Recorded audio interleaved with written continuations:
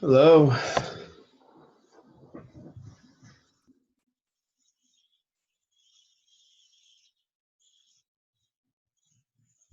Hello. How you both doing? I'm wonderful. How are you today? Pretty good. Pretty Good. good. Pretty good. Barbara, hello.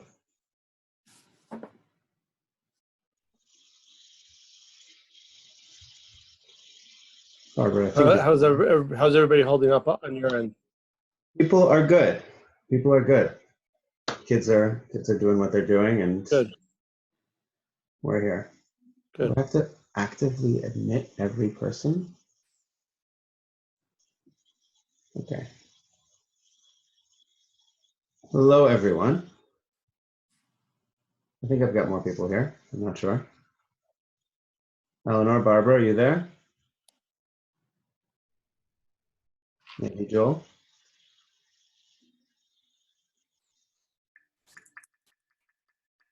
Someone's there.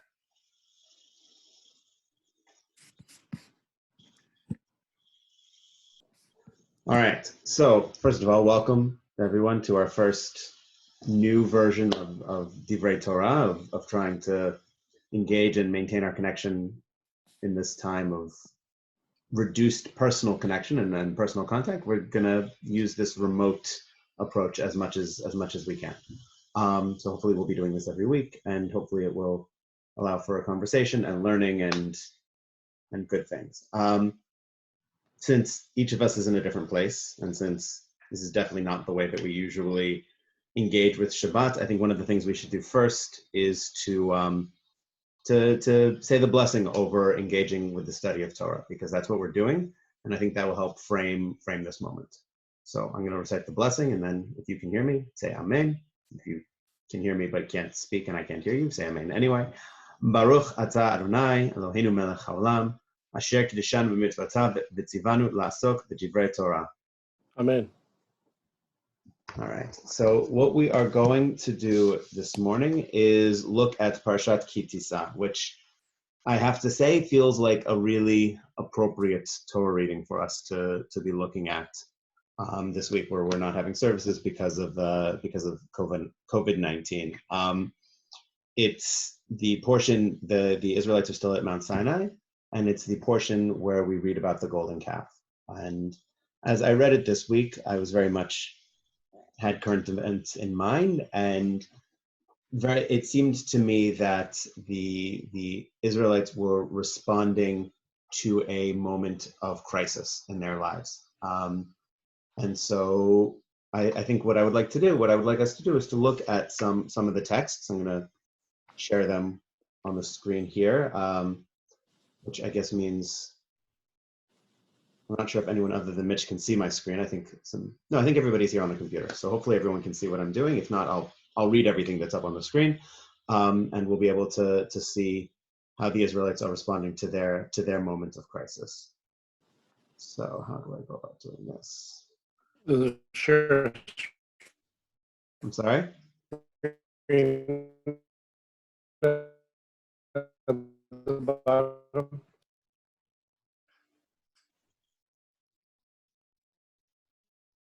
Mitch, I lost you there. I'm back. You're back. All right. So what we have here is the first verse in chapter 20 of the portion. And that was the wrong one. There we are. That's where we want to be. And this is the beginning of that difficult moment. So it begins, Vayara ha'am ki voshesh Moshe laredet min hahar, vekahel ha'am al Aaron vayomru elav, kum asel lanu Elohim, asher yelchu lefanenu, ki ze Moshe ha'ish asher he'elinu me'eretz Mitzrayim, lo yadanu ma hayalo. When the people saw that Moses was so long in coming down from the mountain, the people gathered against Aaron and said to him, come, make us a god who shall go before us, for that man, Moses, who brought us down from the land of Egypt, we do not know what has happened to him. So the Israelites are looking at this moment, and they are worried. they are uncertain whether or not they are going to be able to continue because Moses is apparently missing. So what do you, those of you who can hopefully participate, what do you see in this? Why are the Israelites suddenly so concerned? Am I? They've come all this way, and then they've escaped Egypt, and they're concerned that the leader that brought them out is no longer going to lead them on the next half of the journey. Right. So they're suddenly on their own, right? Have been with Moses. Moses has taken him this whole time, and now he's late. He's taking a long time in coming down. Now, this idea that Moses was late in coming down from the mountain was very concerning for the rabbis because someone somewhere seems to have made a mistake, right? Either Moses is late, which is a problem for us because Moses should show up on time, particularly since he's up there with God and God should keep him on schedule, or the entire nation seems to be having trouble understanding when Moses is supposed to show up. Neither of these answers is really satisfying for the rabbis, and so they take a look at it and they come up with perhaps another possibility. So this passage here is from the Talmud, from Shabbat, Tractate Shabbat, page 89a, and it's the rabbi's attempts to understand this. So what's important for us to remember or to know going into this is that Moses told the Israelites that he would be up on the mountain for 40 days. So he told them 40 days, and now how is it that he can be late? So Rabbi Yoshua ben Levi said, what is the meaning of that which is written? And the people saw that Moses delayed Boshesh to come down from the mount. Do not read the word in the verse as Boshesh, rather read it as Ba'ushesh. 6 hours have arrived. Because apparently when Moses ascended on high, when he climbed the mountain, he told the Jewish people, in 40 days, at the beginnings of 6 hours, I will come. After 40 days, Satan came and brought confusion to the world. He said to them, to the Israelites, where is your teacher, Moses? They said to him, he ascended on high. He said to them, 6 hours have arrived, the time has come. And they paid him no attention. He said to them, Moses died. And they paid him no attention. Ultimately, he showed them an image of his deathbed and an image of Moses' corpse in a cloud. And that is what the Jewish people said to Aaron. That's when they said to Aaron, for this Moses, the man who brought us out of the land of Egypt, we know not what has become of him. So the rabbis, the only way that they could understand this possibility that Moses would in fact be late coming down from the mountain is to believe that the Israelites were tricked, that the only possible reason for this moment of chaos and this moment of crisis in the lives of the Israelites is that someone is misleading them, that something has gone actively and intentionally wrong. But what I want to also think about is just why it is that the Israelites were so concerned. And why, I mean, they've been given many of the laws, they've been given the 10 Commandments, and what is it that is making them uncertain? They may not have Moses anymore, but they have Aaron, as we see, and they have God to lead them. So I want to stop looking at the text for a moment, and hopefully we'll be able to have a conversation with everyone who's here.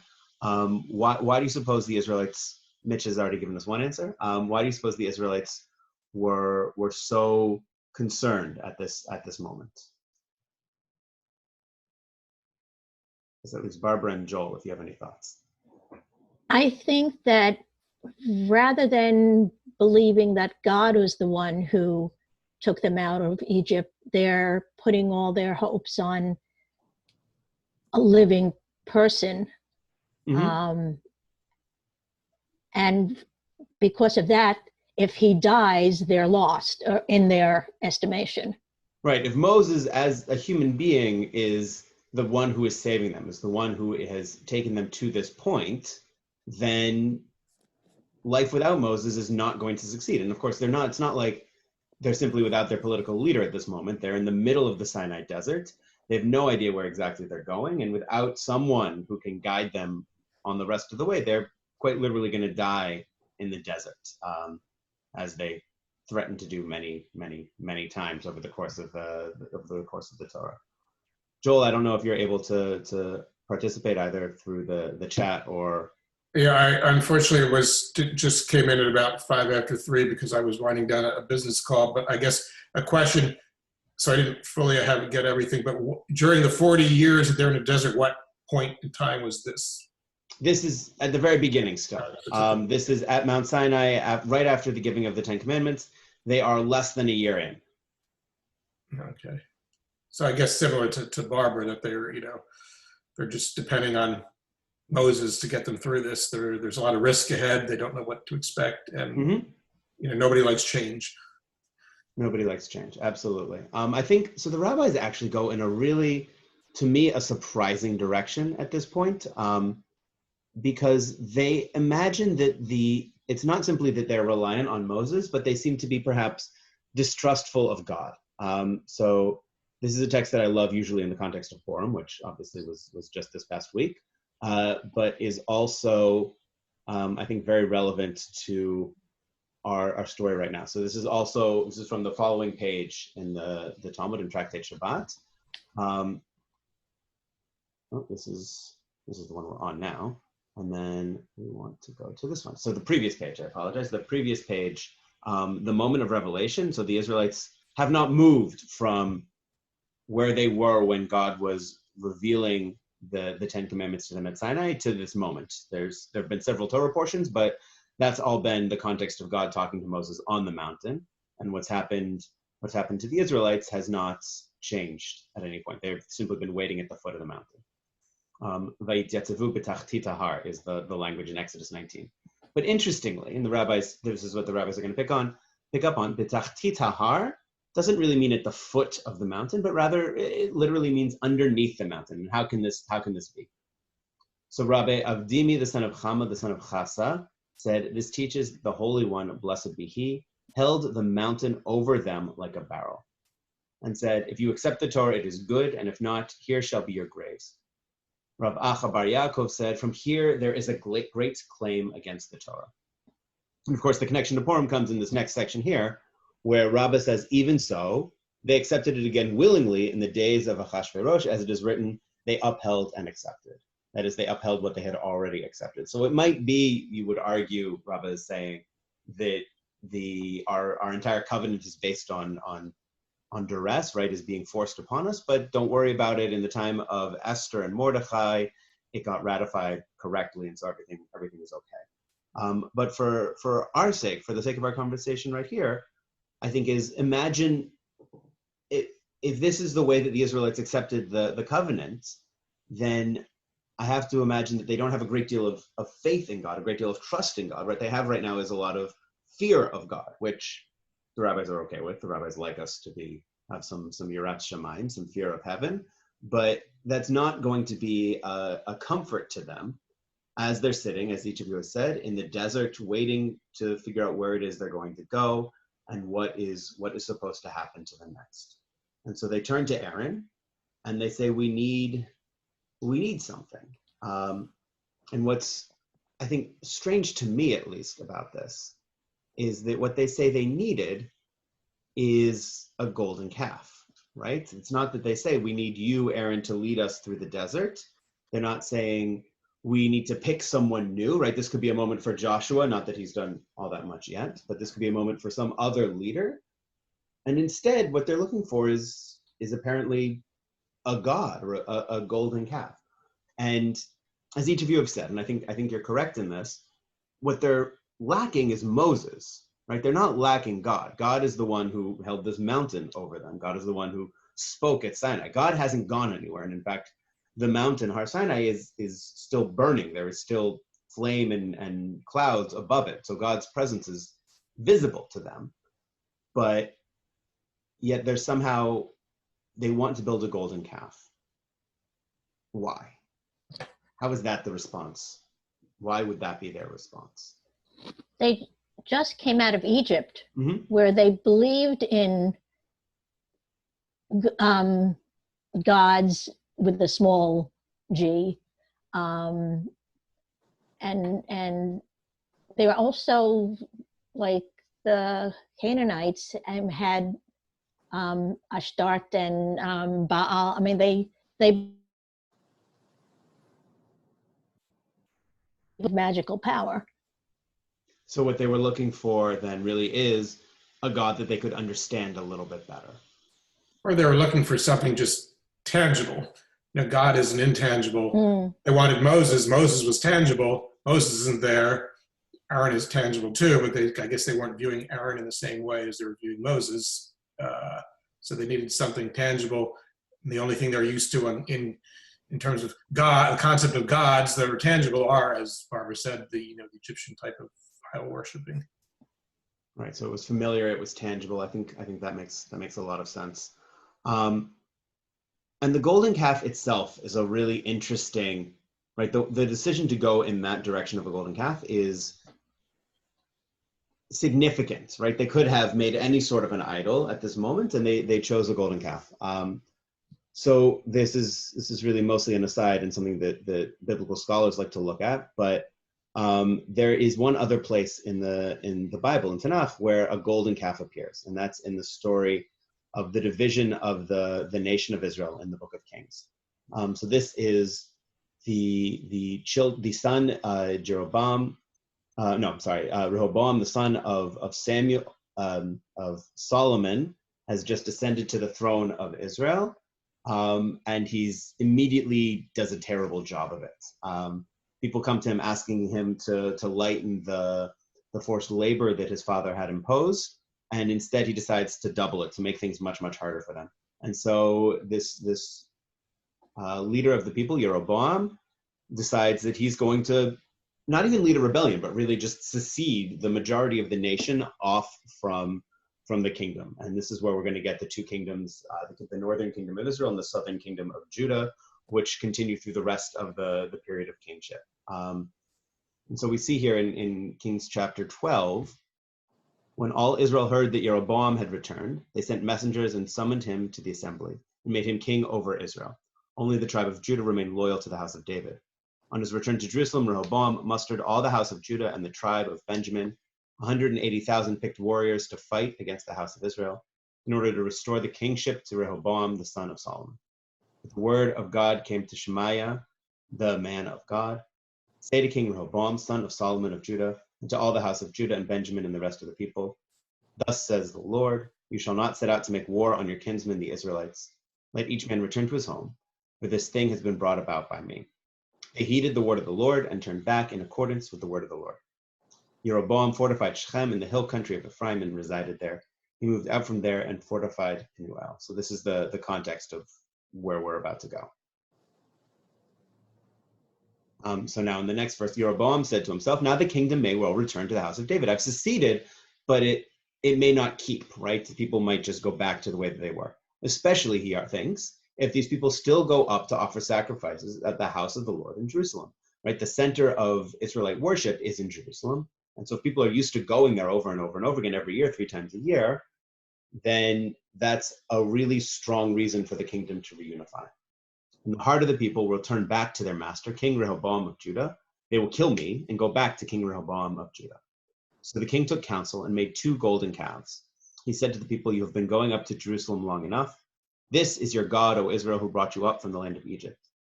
He set one up in Bethel and placed the other in Dan. This proved to be a cause of guilt, for the people went to worship the calf at Bethel and the one at Dan. So this is not the type of worship that God desired according to the prophets, and so it's a cause of guilt for him. Now this, of course, should seem very strangely familiar, because we have the verse here that we just read, said the king, so the king took counsel and made 2 golden calves. He said to the people, this is going up to Jerusalem long enough. This is your God, O Israel, who brought you up from the land of Egypt. And in our portion right now, right after the people turned to Aaron and say, make us a god, he took from them and cast in a mold and made it into a molten calf. And they exclaimed, this is your God, O Israel, who brought you out of the land of Egypt. And so scholars will look at this and actually say that the calf in our Torah portion right now is actually foreshadowing the 2 calves that were a central part of Israelite worship in the northern kingdom of Israel, which is an interesting point to me, but not exactly the essence of this. The essence of this is why would they want a golden calf of all things? And for me, I think that the argument is that they are overwhelmed by the idea of God, that it's not simply that they are lost without Moses, but that God has upended their entire understanding of the world. So I mentioned earlier that the mountain was still burning, and that could be reassuring, right? If all they were lacking is Moses, they still have God, and God's presence is visible through the fire on top of the mountain. But I think that could, as much as that could be a reassurance that God is present and that everything will be okay, it's still a departure from the natural world that has been their lives for forever, right? The mountains don't usually burn in this way.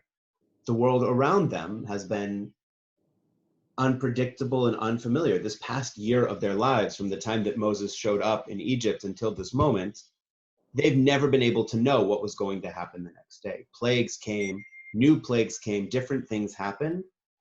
And Moses was, I think, their only anchor to the world. As long as Moses was there to tell them either what was about to happen or to explain to them what had just happened, they felt like things were okay. But without him, they needed something familiar. And I think that what they needed was something that wasn't going to threaten them, an idea of God that wasn't overwhelming to them. So they needed a God who wasn't going to hang a mountain over their heads, threatening them with annihilation. They needed a God who wasn't going to split seas or bring plagues. They needed a God who they could understand, and to a certain extent, they could actually control themselves. And the golden calf, to my mind, was what that could be. It was safe in this way. Would you think, actually, now that I'm listening to this, is that Lord of the Flies is essentially this story? So the kids are now alone on an island. They start killing everybody. They start slaughtering pigs. They start fires, and at the very end, whoever the Marine Corps comes to rescue them. It's essentially it's a parallel story. No, I think you're right. I think that what happens when you lose all sense of anchor, right, all sense of the way that the world is supposed to work, can easily be chaos, right? It can easily be this moment where all the rules go out the window. If everything has been hanging on this one idea, right? In Lord of the Flies, it's the adults who tell you what you're supposed to do and how things are supposed to go. In our case, it's Moses who's guiding them in their lives. In our lives today, it's that you can go out and gather with people and encounter one another and not be afraid you're going to get sick. When you lose that, anything could happen. Chaos can certainly come. And so the Israelites, I think, are looking for stability. They're looking for something that they can know what's going to come next and how things are going to be.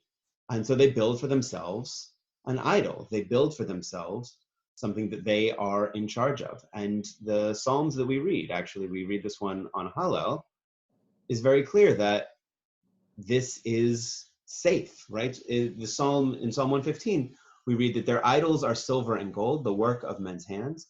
They have mouths but cannot speak, eyes but cannot see.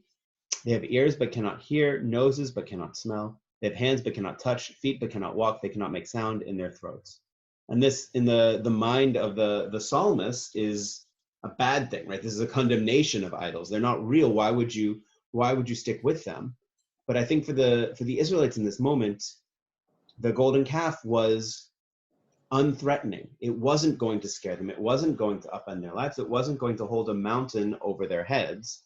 And so that's what they needed. And of course, we know from what continues in the story that this is exactly the wrong response to this chaos. This is not what the Israelites should do, where they turn their back on the values that have been guiding them up until this point, the laws that God had just shared with them, that by turning their backs on their traditions, they actually experience, as the story continues, a lot of death and destruction. God comes down, Moses comes down, and thousands of Israelites are slaughtered, and then a plague is actually released among them because turning their backs in a moment of crisis is the wrong response. But for me, I can understand why they would go in that direction, why they would do this. I understand it in the context of the Exodus, Sinai, but I don't understand it in the king's example that you just showed us, why then did they need the 2 golden calves? It's a totally different scenario. So I think that is a totally different scenario. I think that by the time we reach the Book of Kings, God's presence is less overwhelming than it was in the time of Exodus. Sort of one of the things that happens over the course of the Tanakh in general is that God's presence starts at a high, I mean, with the creation of the world and the flood, and slowly God's active visible role in the world decreases until we get to really the end of the Torah or end of Tanakh, and actually the story of Esther, where God is not even mentioned. So I think that already in that moment, they were looking for just some sort of representation of God. I brought that in more just as an interesting parallel. There's another place where a golden calf appears in Tanakh, and there may be some connection there. I don't think, though, that Jeroboam built that calf as a response to chaos necessarily, although certainly a new nation that is just seceded from the old one could easily be a chaotic moment for the people, and does require some amount of familiarity. And so maybe this was an attempt to do that as well, that you don't need to go somewhere else, that we can figure this out on our own, might have been his argument. Because you can understand, I think, why people are looking for any sort of comfort in a moment where they don't know what's going to happen next, where we aren't sure what is the story of our lives, right? I feel that way a little bit right now, where I don't know what's going to happen next. I'm looking at the news constantly to find out what the newest government decree is going to be, where the newest outbreak is, to find out what the best advice is for our lives today in response to this. What should I be doing and what should I not be doing? I'm looking for some sort of anchor to hold my life to, and without the usual contact that I get to have with you of getting together on Shabbat, I'm scrambling. I am. And the Israelites here in this moment are showing us, to my mind, the wrong response to that level of uncertainty, right? The moment that you are feeling uncertain and your life is upended is not the time to turn your back on the laws and on your traditions, but rather it's the time to double down. And we see that, I think, in the actions of Moses following this. So Moses comes down from the mountain. He punishes, first of all, the Israelites. He destroys the golden calf and has 3,000 Israelites killed, but does save the rest of them and argues with God. But God decides, you know what? This isn't enough.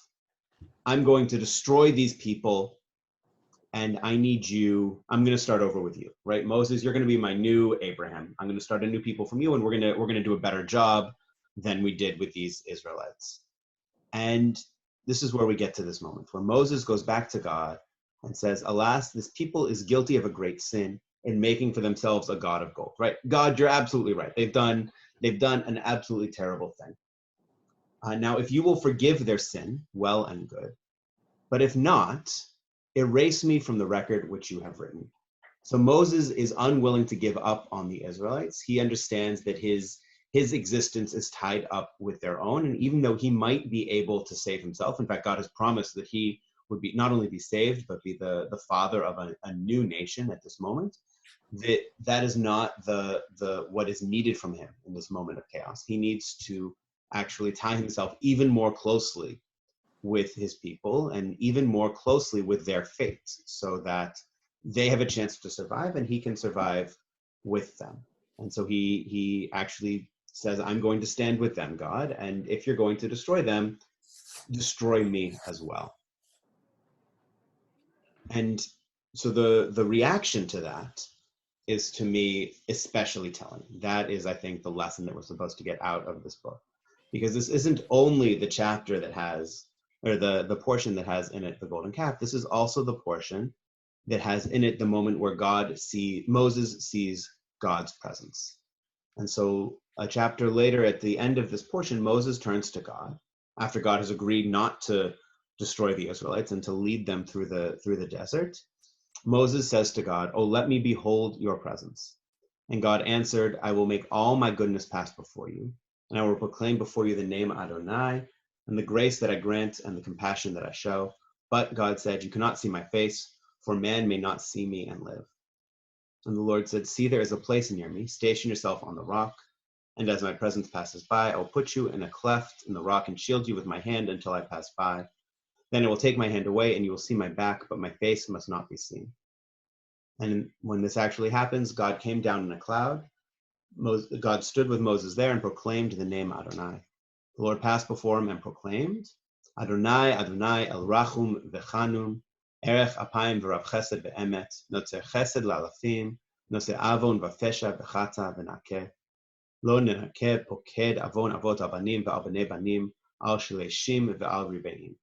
The Lord, a God compassionate and gracious, slow to anger, abounding in kindness and faithfulness, extending kindness to the 1,000th generation, forgiving iniquity, transgression, and sin. Yet God does not remit all punishment, but visits the iniquity of parents upon children and children's children upon the 3rd and 4th generations. So, to me, this is a vital moment for our understanding of this Torah portion. This is the moment where we understand that Moses did the right thing by trying to stay and save the Israelites. That God rewards him not only by agreeing to what Moses asks for to save the Israelites, but God rewards him by allowing Moses to see the divine presence, the only time in the Torah that this is recorded to happen. We are rewarded in this moment with the 13 attributes, something that we turn to over and over and over again on holidays, on the high holidays, when we are looking for reassurance that things are going to be okay in our lives.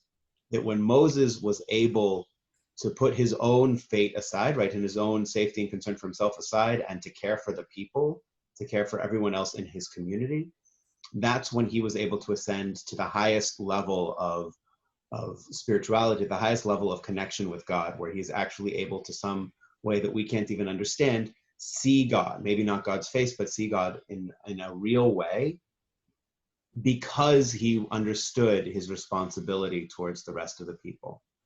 And I think, for me, this is a vital lesson for us.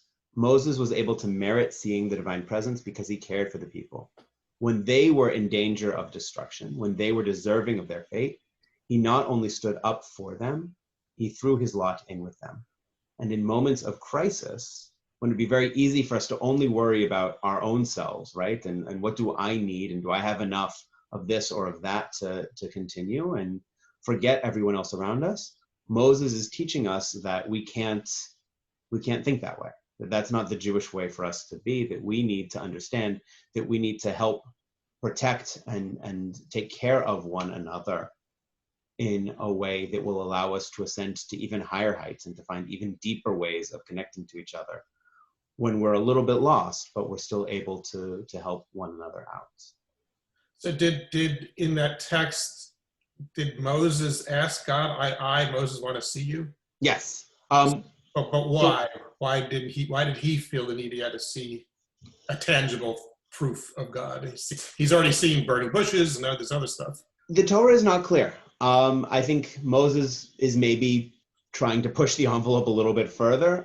He's asked God for several things and God keeps saying yes. So maybe this is my moment, he's thinking to himself. This is my moment to be able to see God, something that he's always wanted, perhaps. The Torah doesn't tell us why Moses wanted to do this, but it comes at the end of a stream of requests that Moses makes of God, for God to spare the Israelites, for God to lead the Israelites through the desert, for God to be present and to demonstrate that God has forgiven them for the sin of the golden calf. And it culminates with Moses asking to see God's presence or God's glory, something that God tells Moses he can't do, and yet we have this moment. And beyond that, right, so God does allow Moses to see somehow God's back. The rabbis actually say that it was God's tefillin straps that Moses got to see. But beyond that, God also reveals to Moses these 13 attributes in that moment, something that, as I said, we use to reassure ourselves in moments of uncertainty or moments of transition. So there's, beyond what Moses requested and what Moses received, there was an added gift that was given to Moses that is passed down to us in this moment, that can reassure us in times of fear. So I want to conclude this bit with a a teaching from one of my teachers. I shared it actually with Mitch and Barbara last night, but a teaching from one of my teachers, Dr. Orahorn Prauser, who looks back to the teaching of Rabbi Simcha Bunim, who said that we need to always have two pieces of paper in our hands, in our pockets, that one says that for me the world was created, and for the other saying that I'm but dust and ashes, to always keep us balanced, never too full of ourselves and never too much of a sense of our own inconsequentialness. And she argues that in this difficult moment, what we might need are two new pieces of paper. One, the familiar teaching that says the whole world is a very narrow bridge. The ikar, the key is to never be afraid. And the other, which says when a lion roars, who will not be afraid? Right? On the one hand, we need to try and be brave. And on the other hand, we need to recognize that we are afraid. And this is a frightening moment. And I think that what Moses and what this Torah portion is teaching us, that we all can be afraid. This is a difficult moment in our lives, but through our reliance on our tradition, our reliance on each other, and our reliance on our community in new and different ways, we are able to make our way across this bridge. We are able to move forward and to live, maybe not without fear, but without allowing that fear to take over our lives and to lead us to make bad decisions like the Israelites did in a moment of crisis. Any final thoughts?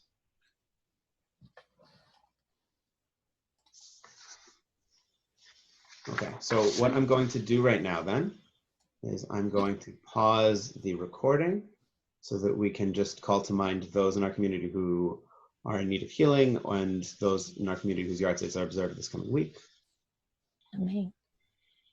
So this concludes our Torah discussion. I want to wish all of you a Shabbat Shalom, and hopefully we will be able to do this again next week. And hopefully we will not have to do this for too much longer, because I would like to see you. I'd like to see you in person and gather together to pray together on Shabbat. But between now and then, Shabbat Shalom. Shabbat Shalom. Shalom.